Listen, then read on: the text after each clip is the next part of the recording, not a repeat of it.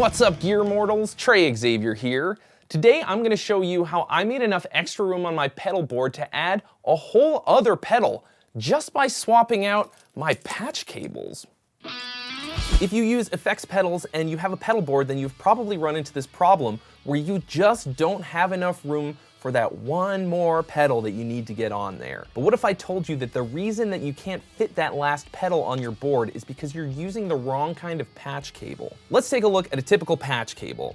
At first glance, nothing really wrong with it. It's fine. It's round. If you didn't know any better, this might look pretty small and like it would probably fit in the space that you've got. But if you've ever put together a pedal board, you've probably experienced this problem where if there's two pedals that are right next to each other and the jacks line up, then you wind up taking up a lot more space than you need to. So enter the flat patch cable. So not only is the cable completely flat and quite a bit thinner than the round one, as you can see, but these jacks are also significantly thinner by about half in terms of the part that's sticking out from the pedal. This is how much space is going to be used up. If we replace this round cable with a flat one like this one from Ernie Ball, you can see that we're using literally half as much space in between the pedals, even if they're jammed right up against each other.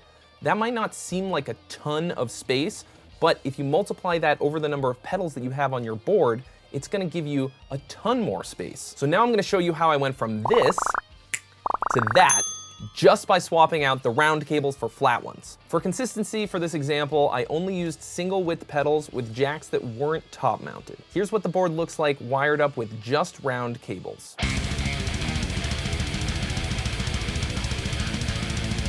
And then we are out of room. That's as close as they'll get doing it this way. So, well, Trey, why don't you just put it on the lower row of your pedal board? Like, it's an example. Okay, you know, this is how you add an extra pedal per row. Now I'm gonna swap out all of these round patch cables for these flat ones from Ernie Ball so that I can get this last pedal on the board. So there you have it. Not only was I able to add a whole extra pedal per row on this board, so imagine that I did this twice, once per row. That's two extra pedals that I wouldn't have been able to fit on there before. It also just makes it way neater. And a neat pedal board is a happy pedal board.